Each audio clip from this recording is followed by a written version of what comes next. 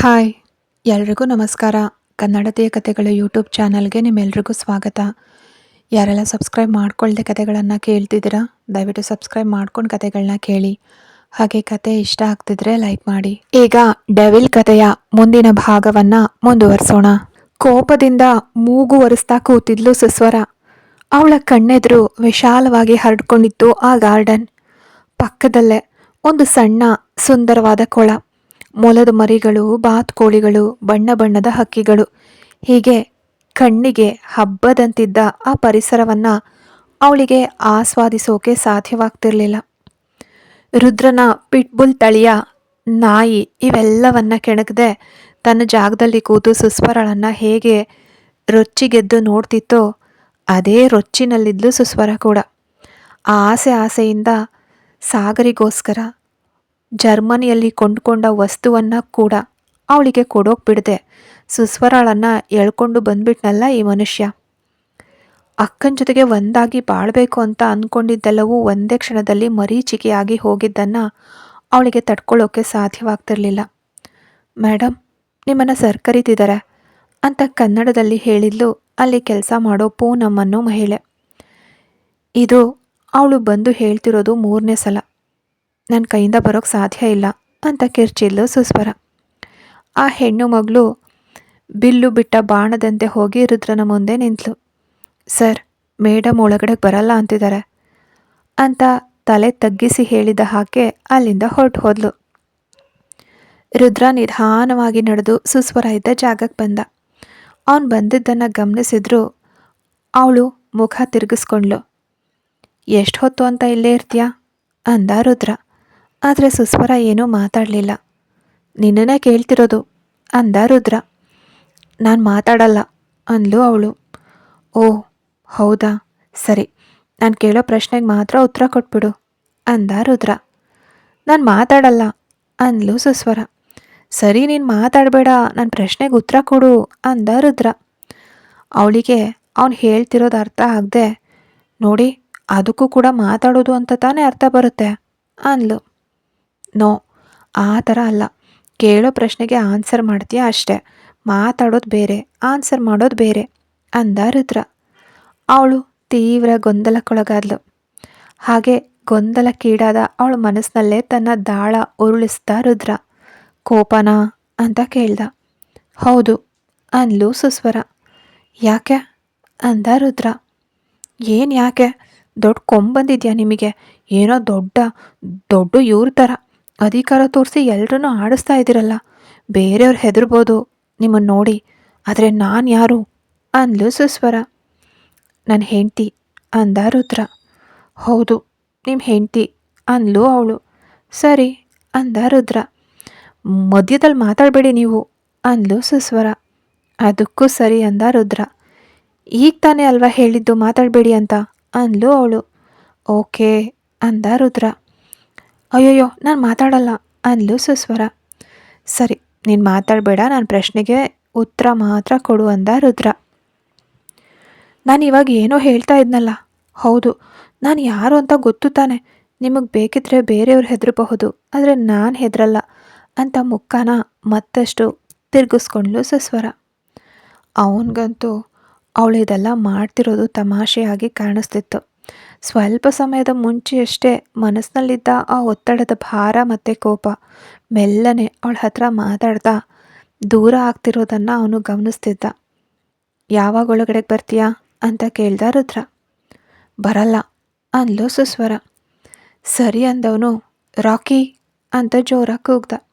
ಅವನ ಕರೆಯನ್ನು ಆಲಿಸಲೆಂದೇ ಕಾಯ್ತಿದ್ದಂತೆ ಅವನ ಮುದ್ದಿನ ನಾಯಿ ಓಡು ಬಂದಿತ್ತು.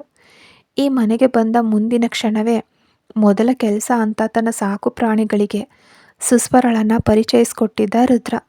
ಇಲ್ದಿದ್ದರೆ ಇಷ್ಟು ಹೊತ್ತಿಗೆ ಅವಳ ಕತೆ ಮುಗ್ದೇ ಹೋಗಿರ್ತಿತ್ತು. ಅಯ್ಯೋ, ಇದನ್ನ ಯಾಕೆ ಕರಿತಿದ್ದೀರಾ ಅಂತ ಎದ್ದು ನಿಂತು ಕುಣಿದಾಡಿದ್ಲು ಸುಸ್ವರ. ನೀನು ಅದ್ರ ಜಾಗದಲ್ಲಿದೆಯಾ, ಮತ್ತೆ ಅದೆಲ್ಲಿರಬೇಕು ಅಂದ ರುದ್ರ.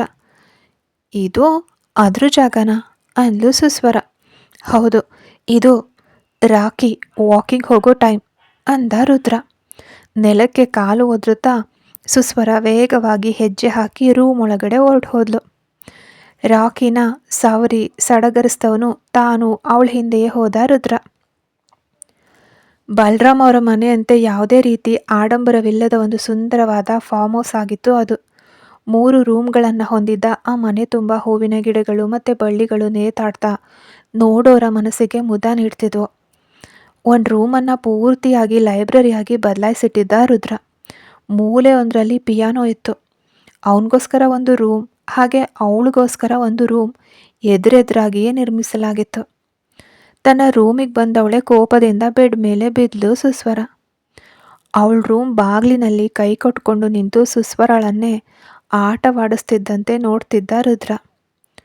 ನಾವು ಆ ಮನೆಗೆ ಹೊರಟು ಹೋಗೋಣ ಅಂದ್ಲು ಸುಸ್ವರ. ಯಾಕೆ ಅಂದ ರುದ್ರ. ಅಲ್ಲೇ ತಾನೇ ನನ್ನ ಅಕ್ಕ ಇರೋದು ಅಂತ ಬೆಡ್ ಮೇಲೆ ಮಂಡಿಯೂರಿ ಕೂತು ರುದ್ರನನ್ನು ನೋಡಿ ಹೇಳಿದ್ಲು ಸುಸ್ವರ. ಅದು ನಮ್ಮನೆ ಅಲ್ಲ ಅಂದ ರುದ್ರ. ನನ್ನ ಅಕ್ಕ ಅಲ್ಲಿದ್ದಾಳೆ ಅಂದ್ಲು ಸುಸ್ವರ. ಅವಳ ಹಸ್ಬೆಂಡ್ ಮನೆಯಲ್ಲಿ ಅವಳಿದ್ದಾಳೆ, ನಿನ್ನ ಹಸ್ಬೆಂಡ್ ಮನೆಯಲ್ಲಿ ನೀನಿರಬೇಕು. ಪ್ರತಿಯೊಂದು ಪದಕ್ಕೂ ಗ್ಯಾಪ್ ಕೊಟ್ಟು ಒತ್ತಿ ಹೇಳ್ದ ರುದ್ರ. ಯಾಕೆ ಅಂತ ಅಳುವಿನಿಂದ ಸುಸ್ವರ ತುಟಿಗಳು ನಡುಗಿದ್ವು. ಹೇಳಿದ್ರೆ ನಿಂಗೆ ಅರ್ಥ ಆಗುತ್ತಾ ಅಂತ ಯಾವುದೇ ಭಾವನೆಗಳಿಲ್ಲದ ಧ್ವನಿಯಲ್ಲಿ ಕೇಳ್ದ ರುದ್ರ.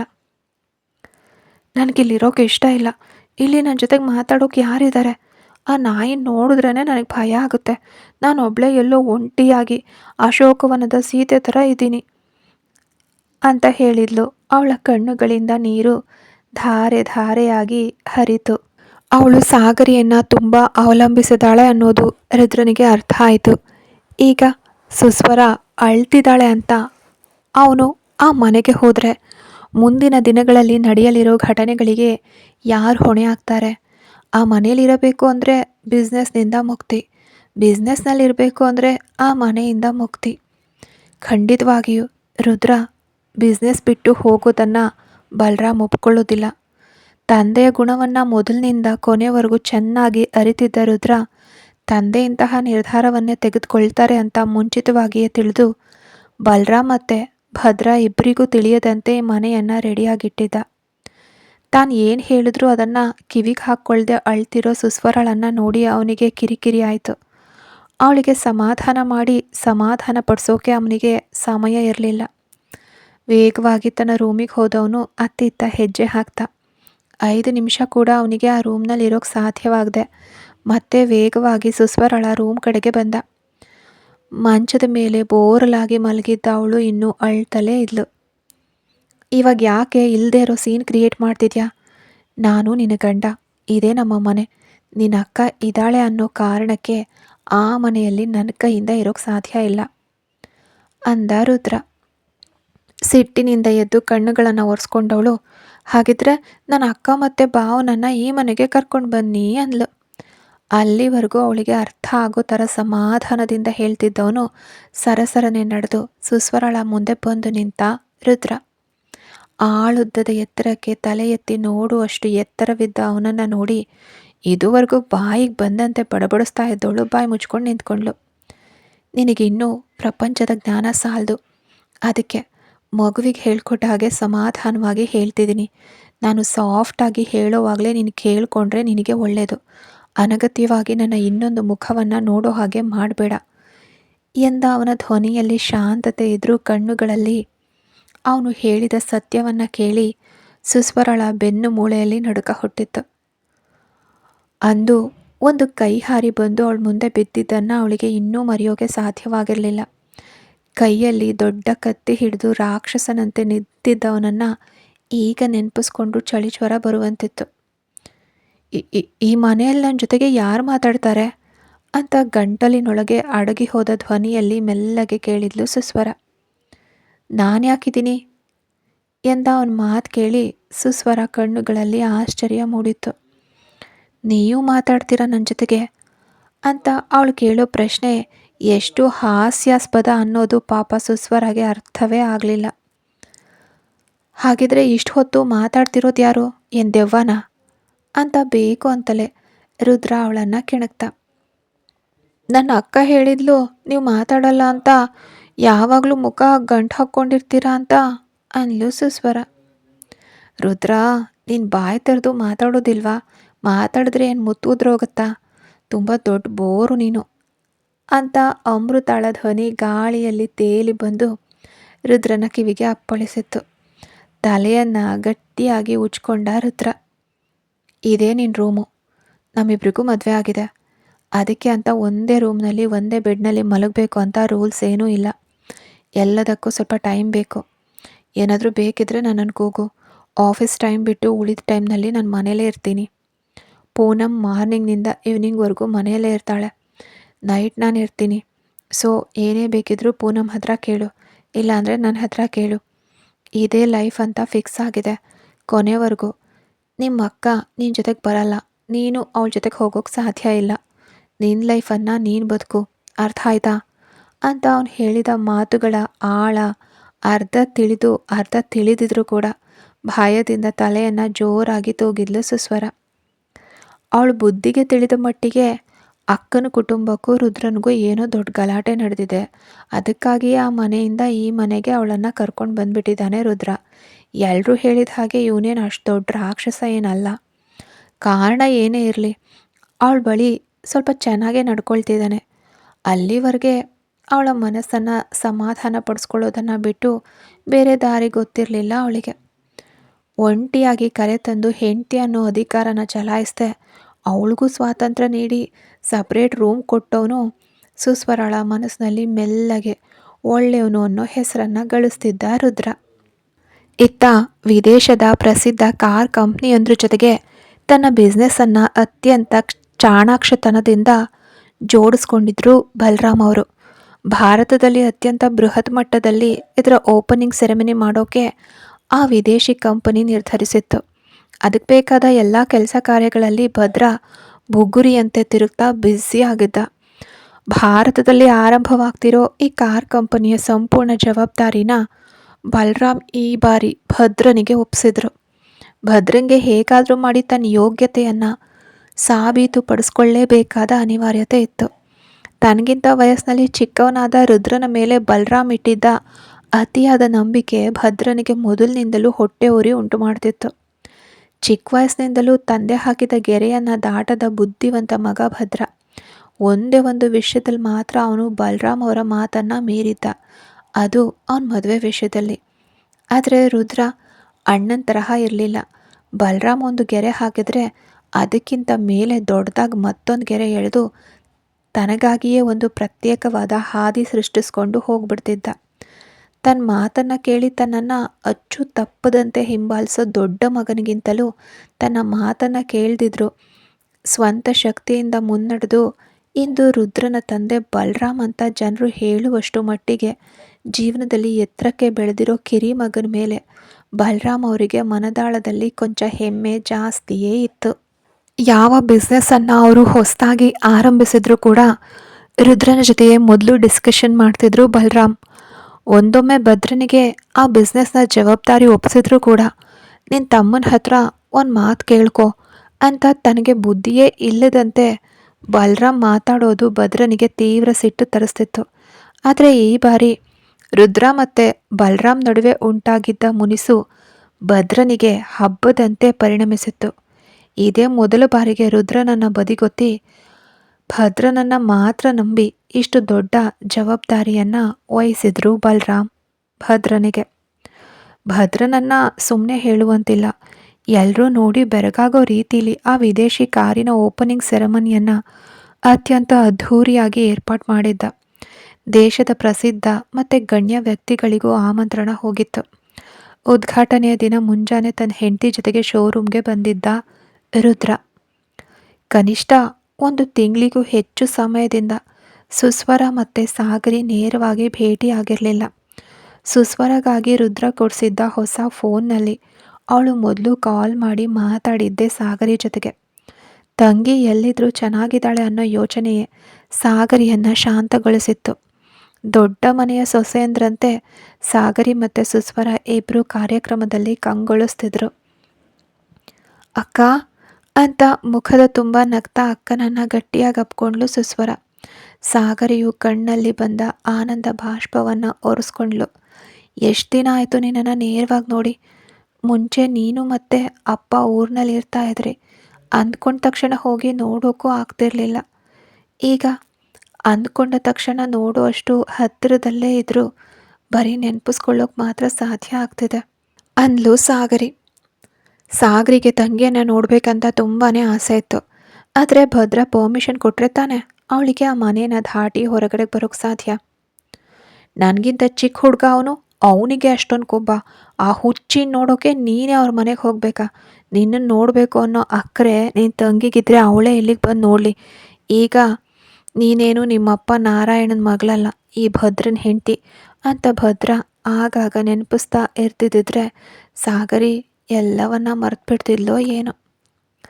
ನನ್ನ ಕೈಯಿಂದಲೂ ನಿನ್ನನ್ನು ಬಂದು ನೋಡೋಕ್ಕಾಗಲಿಲ್ಲ ಅಕ್ಕ.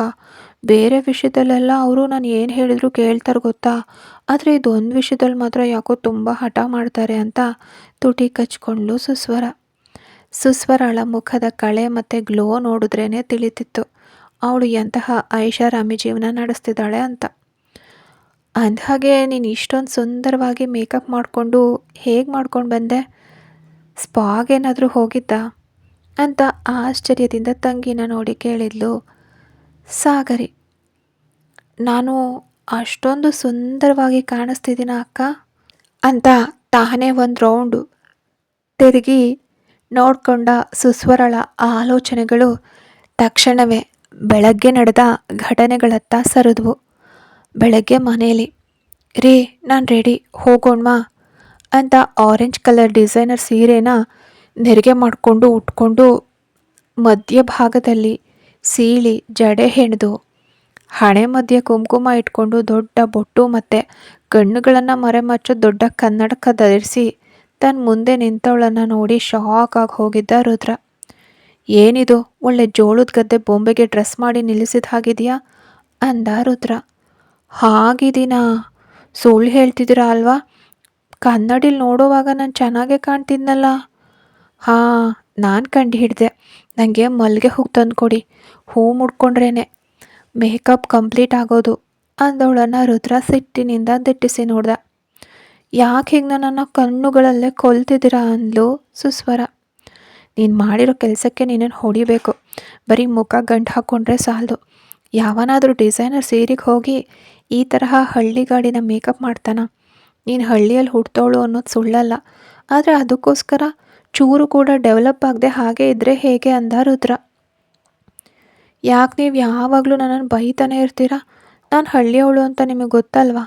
ಮತ್ತ್ಯಾಕೆ ನನ್ನನ್ನು ಮದುವೆ ಆದರೆ?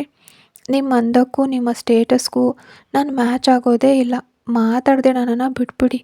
ನಿಮಗೆ ತಕ್ಕ ಹಾಗೆ ಇರೋ ಒಬ್ಳನ್ನು ನೋಡಿ ಮದುವೆ ಆಗಿ. ಹೇಗೆ ಲಿಪ್ಸ್ಟಿಕ್ ಹಚ್ಚಿ ಮಾಡ್ರನ್ ಆಗಿ ಸಿಂಗಾರ ಮಾಡಿಕೊಂಡು ಮಿಂಚಬೇಕು ಅಂತ ಅವಳಿಗೆ ಚೆನ್ನಾಗಿ ಗೊತ್ತಿರುತ್ತೆ ಅಂತ ಹೇಳ್ತಾ ವೇಗವಾಗಿ ನಡ್ಕೊಂಡು ಹೋಗಿ ವಿಂಡೋ ಹತ್ರ ನಿಂತು ಬಿಟ್ಲು ಸುಸ್ವರ. ನಿಶ್ಶಬ್ದವಾಗಿ ಅವಳ ಹಿಂದೆಯೇ ಬಂದು ನಿಂತ ರುದ್ರ. ಸುಸ್ವರ ನನ್ನ ಕಡೆಗೆ ನೋಡು ಅಂದ.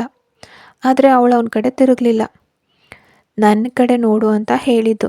ಈಗ ನೀನು ನನ್ನ ಕಡೆಗೆ ನೋಡ್ದಿದ್ರೆ ಒಂದು ವಾರದವರೆಗೆ ನಿನಗೆ ಐಸ್ ಕ್ರೀಮ್ ಸಿಗಲ್ಲ ಅಂತ ಬೆದರಿಸಿದ ತಕ್ಷಣ ವೇಗವಾಗಿ ತಿರುಗಿ ಅವನನ್ನು ನೋಡಿದ್ಲು ಸುಸ್ವರ. ಬರ್ಬರ್ತಾ ತುಂಬ ಓವರಾಗಿ ಹಠ ಮಾಡ್ತಿದ್ಯಾ ನೀನು. ಯಾವುದಾದ್ರೂ ಒಂದಿನ ನಿನಗೆ ಚೆನ್ನಾಗಿ ಬುದ್ಧಿ ಕಲಿಸ್ತೀನಿ ನೋಡು ಅಂದ ರುದ್ರ. ಯಾರೋ ನಾನು ಹಠ ಮಾಡ್ತಿದ್ದೀನ? ನೀವೇ ಯಾವಾಗಲೂ ಏನಾದರೂ ಒಂದು ಹೇಳಿ ನನ್ನನ್ನು ಅಳಿಸ್ತಾ ಇರ್ತೀರ. ನೋಡ್ತಾ ಇರಿ, ಒಂದಿನ ಇಲ್ಲ ಒಂದಿನ ನಿಮ್ಮನ್ನು ಜೋರಾಗಿ ಅಳೋ ಥರ ಮಾಡ್ತೀನಿ. ಆವಾಗ ತಿಳಿಯುತ್ತೆ ನನ್ನ ಪವರ್ ಏನು ಅಂತ ಅಂದ್ಲು ಕೋಪದಿಂದ ಸುಸ್ವರ. ಅಷ್ಟೊಂದು ಧೈರ್ಯನಾ ನಿನಗೆ? ನನ್ನನ್ನು ಅಳಿಸೋಕೆ ನೀನು ಯಾಕೆ ಬೇಕು? ನಿನಗಿಂತ ಕಲ್ಲರಾಗಿ ಒಳ್ಳೆ ವೈಟಾಗಿ ಬ್ರೈಟಾಗಿ ಹಾಲಿನ ಕೋವ ಥರ ಇರೋ ಒಬ್ಳನ್ನು ನೋಡಿ 3ನೇ ಮದುವೆ ಆಗ್ತೀನಿ. ನೀನು ಹೊರಡು ನಿಮ್ಮ ಅಪ್ಪನ ಮನೆಗೆ. ಅಲ್ಲಿ ಹೋಗಿ ಹಸುಗಳ ಸಗಣಿ ಬಾಚಿದ್ರೇ ನಿನಗೆ ಬುದ್ಧಿ ಬರೋದು ಅಂದ ರುದ್ರ ಕಿಚ್ಚಾಯಿಸ್ದ. ಸುಸ್ವರಳ ಕಣ್ಣುಗಳು ತುಂಬಿ ಬಂದವು. ನಾನು ಸುಮ್ಮನೆ ಒಂದು ಮಾತಿಗೆ ಹೇಳಿದ್ರೆ ನೀವು ನನ್ನನ್ನು ಬಿಟ್ಬಿಡೋಕೆ ರೆಡಿಯಾಗಿದ್ದೀರಲ್ವಾ? ಬರ್ತಾಳೆ ಒಬ್ಳು, ನನಗಿಂತ ಬಿಳಿಯಾಗಿರೋ ಹುಡುಗಿ ಬೇಕಂತೆ. ನಿಮ್ಮ ಈ ಕಾಗೆ ಬಣ್ಣಕ್ಕೆ ನನ್ನನ್ನು ಬಿಟ್ಟರೆ ಬೇರೆ ಯಾರು ಬರ್ತಾರೆ? ಓಹೋ, ನಿಮ್ಮ ಜುಟ್ಟು ಕತ್ತರಿಸಿ ಹಾಕಲ್ವಾ ನಾನು ಆಮೇಲೆ ಅಂತ ತಲೆ ಜಾಡಿಸಿದ್ಲು ಸುಸ್ವರ. ಉಕ್ಕಿ ಬರ್ತಿದ್ದ ನಗುವನ್ನು ತುಟಿಯೊಳಗೆ ಅಡಗಿಸಿಕೊಂಡ ರುದ್ರ. ಅವಳು ಮುಂದೆ ನಕ್ರೆ ಅದಕ್ಕೂ ಚಂಡಿ ಹಿಡಿತಾಳೆ ಅಂತ ಅವನಿಗೆ ಗೊತ್ತಿತ್ತು. ಈ ಕಂಡೀಷನ್ನಲ್ಲಿ ನಿನ್ನನ್ನು ಅಲ್ಲಿ ಕರ್ಕೊಂಡು ಹೋಗಿ ನಿಲ್ಲಿಸಿದ್ರೆ ಬಂದಿರೋರೆಲ್ಲ ಎಕ್ಸಿಬಿಷನ್ ನೋಡೋ ಹಾಗೆ ನನ್ನ ಹೆಂಡ್ತಿನ ನೋಡ್ತಾರೆ. ಮೊದಲು ಈ ಸೀರೆನ ಹೀಗೆ ಉಡಬಾರ್ದು ಅಂತ ಅವಳ ಹತ್ರ ಹೋಗಿ ಸೆರಗಿನ ಪಿನ್ ಮೇಲೆ ಕೈ ಇಟ್ಟ ತಕ್ಷಣ ಪಟ್ಟಂತ ತಳ್ಳಿಬಿಟ್ಲು ಸುಸ್ವರ. ಏನು ಮಾಡ್ತಿದ್ದೀರಾ ಅಂದ್ಲು ಅವಳು. ಸೀರೆನ ಈಗ ಉಡಬಾರ್ದು ಅಂದ ರುದ್ರ. ನಮ್ಮೂರಲ್ಲಿ ಎಲ್ಲರೂ ಹಿಂಗೇನೆ ಉಡೋದು ಅಂದ್ಲು ಸುಸ್ವರ.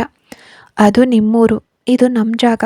ನಾನು ಹೇಳೋ ಹಾಗೇನೆ ನೀನು ಸೀರೆ ಉಡಬೇಕು, ಇಲ್ಲಾಂದರೆ ನಿನ್ನನ್ನು ಬಿಟ್ಟು ನಾನು ಒಬ್ಬನೇ ಹೊರಟು ಹೋಗ್ತೀನಿ ಅನ್ನೋ ರುದ್ರನ ಬೆದರಿಕೆ ಚೆನ್ನಾಗೇ ವರ್ಕ್ ಆಯಿತು.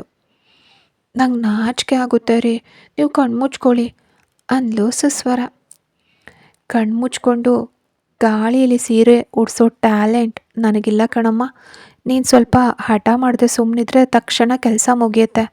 ಟೈಮ್ ಆಗ್ತಿದೆ ಅಂದವನು ಸೀರೆಯ ಸೆರಗಿನ ಮೇಲೆ ಕೈ ಇಡ್ತಿದ್ದಂತೆ ಅವನನ್ನು ನೋಡೋಕ್ಕೂ ಸಾಧ್ಯವಾಗದೆ ಸುಸ್ವರಳ ದೃಷ್ಟಿ ಕೆಳಮುಖವಾಯಿತು. ತುಂಬಿ ತುಳುಕ್ತಿದ್ದ ಅವಳ ಹೆಣ್ಣಿನ ಅಂದವನ್ನು ಅವನ ಕಣ್ಣುಗಳು ಆಗಾಗ ಕಳ್ಳತನದಿಂದ ಸವಿತಿದ್ರು. ಇನ್ನೂ ಅವಳಾಗಿ ಅವಳ ಮನಸ್ಸನ್ನು ತನಗೆ ಪೂರ್ತಿಯಾಗಿ ಕೊಡ್ತಿರೋವಾಗ ಕಷ್ಟಪಟ್ಟು ತನ್ನ ಸಂಯಮವನ್ನು ಕಾಪಾಡ್ಕೊಳ್ತಿದ್ದ ರುದ್ರ. ಆದರೂ ಸೀರೆ ಉಡ್ಸೋ ನೆಪದಲ್ಲಿ ಅವನ ಕಿರುಬೆರಳು ನವಿಲುಗರಿಗಿಂತ ಮೃದುವಾಗಿ ಅವಳ ಸೊಂಟ ಹಾಗೆ ಎದೆಯ ಭಾಗಕ್ಕೆ ತಗಲದಂತೆ ತಾಗದಾಗ ಸುಸ್ವರಳ ದೇಹವೇ ರೋಮಾಂಚನಗೊಂಡಿತ್ತು. ಸೆರಗನ್ನು ನೆರಿಗೆ ಮಾಡದೆ ಕೇವಲ ಪಿನ್ ಮಾಡಿ ಹಾಗೆ ಹರಡಿಬಿಟ್ಟ. ಸುಂದರವಾಗಿ ನೆರಿಗೆಗಳನ್ನು ತೆಗೆದು ಅದು ಕದಡದಂತೆ ಪಿನ್ ಚುಚ್ಚಿದವನು ತಲೆ ಬಾಗಿಸಿ ನಿಂತಿದ್ದ ಹೆಂಡತಿಯನ್ನು ಕಳ್ಳ ನಗುವಿನಿಂದ ನೋಡ್ತಾ ನೆರಿಗೆನ ಸಿಕ್ಸೋವಾಗ ರುದ್ರನ ಕೈಗಳನ್ನು ಗಟ್ಟಿಯಾಗಿ ಹಿಡ್ಕೊಂಡು ಸುಸ್ವರ. ರೀ, ನಾನೇ ಅಂದವಳ ಕೈಗಳು ನಡುಗ್ತಿರೋದನ್ನು ಅವನಿಗೆ ಫೀಲ್ ಮಾಡೋಕ್ಕೆ ಸಾಧ್ಯ ಆಯಿತು. ಎಡಗೈಯಿಂದ ಅವಳ ಹಸ್ತವನ್ನು ಸರಿಸಿ ಮೆಲ್ಲನೆ ಅತ್ಯಂತ ಮೃದುವಾಗಿ ಸೀರೆ ನರಿಗೆಯನ್ನು ಸಿಕ್ಕಿಸಿಬಿಟ್ಟ ರುದ್ರ.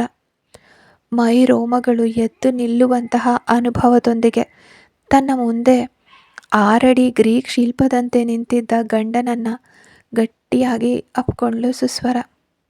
ಆ ಒಂದು ಮಾಯಾವಿ ಲೋಕದಿಂದ ಹೊರಬರೋಕೆ ಇಬ್ಬರಿಗೂ ಕೊಂಚ ಸಮಯ ಬೇಕಾಯಿತು. ಮೊದಲು ತನ್ನನ್ನು ತಾನು ನಿಭಾಯಿಸ್ಕೊಂಡ ರುದ್ರ ಹೋಗಿ ನೀರು ಕುಡಿದು ಸುಸ್ವರಾಗೂ ನೀರು ತಂದುಕೊಟ್ಟ. ಅವನು ಎಲ್ಲಿ ಬಿಟ್ಟು ಹೋಗಿದ್ನೋ ಅಲ್ಲೇ ಮೊಳೆ ಹೊಡೆದಂತೆ ನಿಂತಿದ್ದ ಸುಸ್ವರಾಗೆ ನೀರಿನ ಅಗತ್ಯ ತುಂಬ ಇತ್ತು. ನೀರನ್ನು ಇಸ್ಕೊಂಡು ಕುಡಿದವಳು ತನ್ನನ್ನು ತಾನು ಕಂಟ್ರೋಲ್ ಮಾಡಿಕೊಂಡ್ಳು. ಆದರೂ ಗಂಡನ ಮುಖ ನೋಡಿ ಮಾತಾಡೋಕ್ಕೆ ಸಾಧ್ಯವಾಗದೆ ಏನೋ ಒಂದು ಸಂಕೋಚ ಅವಳನ್ನು ತಡೀತಿತ್ತು.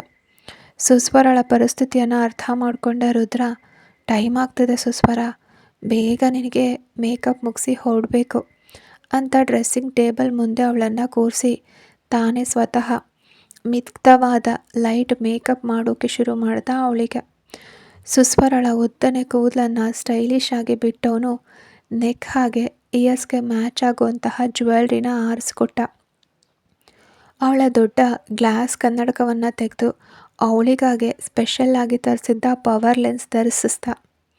ಹಠ ಮಾಡ್ತಿದ್ದವಳನ್ನು ಹೆದರಿಸಿ ಒಂದು ಹಂತಕ್ಕೆ ಫಂಕ್ಷನ್ಗೆ ಅತ್ಯಂತ ಸುಂದರವಾಗಿ ಕರ್ಕೊಂಡು ಬಂದೇ ಬಿಟ್ಟಿದ್ದ. ನಡೆದಿರೋದನ್ನೆಲ್ಲ ನೆನಪಿಸ್ಕೊಳ್ಳೋವಾಗ ಈಗಲೂ ಸುಸ್ವರಳ ಮುಖ ನಾಚಿಕೆಯಿಂದ ಕೆಂಪುಗಾಯಿತು. ತಂಗಿಯ ಮುಖದ ಭಾವನೆಯನ್ನು ನೋಡಿಯೇ ಅವರ ನಡುವೆ ಏನೋ ಮೃದುವಾದ ಘಟನೆ ನಡೆದಿದೆ ಅನ್ನೋದನ್ನು ಸಾಗರಿಗೆ ಒಂದು ಮಟ್ಟಿಗೆ ಗೆಸ್ ಮಾಡೋಕ್ಕೆ ಸಾಧ್ಯವಾಯಿತು. ಒಂದು ಸುದೀರ್ಘವಾದ ನಿಟ್ಟುಸಿರು ಅವಳೊಳಗಿಂದ ಹೊರಟಿತ್ತು.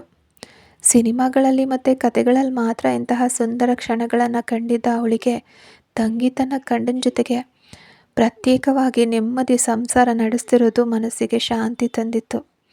ಎಲ್ಲಿ ತನ್ನ ದೃಷ್ಟಿಯೇ ಅವಳಿಗೆ ಬಿದ್ದು ಬಿಡುತ್ತೋ ಅನ್ನೋ ಅಳುಕು ಅವಳಿಗಿತ್ತು. ಇತ್ತ ಶೋರೂಮ್ನಲ್ಲಿ ಮನೆಯಲ್ಲಿದ್ದ ಆ ರೊಮ್ಯಾಂಟಿಕ್ ಮೂಡ್ ಪೂರ್ತಿಯಾಗಿ ಚೇಂಜ್ ಆಗಿ ಒಬ್ಬ ಪ್ರೊಫೆಷನಲ್ ಮೆಷಿನ್ ತರಹ ಫಂಕ್ಷನ್ನಲ್ಲಿ ಭಾಗವಹಿಸಿದ್ದ ರುದ್ರ. ಕತೆ ಮುಂದುವರಿಯುತ್ತೆ. ಯಾರೆಲ್ಲ ಸಬ್ಸ್ಕ್ರೈಬ್ ಮಾಡ್ಕೊಳ್ಳದೆ ಕತೆಗಳನ್ನ ಕೇಳ್ತಿದ್ದೀರಾ, ದಯವಿಟ್ಟು ಸಬ್ಸ್ಕ್ರೈಬ್ ಮಾಡ್ಕೊಂಡು ಕತೆಗಳನ್ನ ಕೇಳಿ.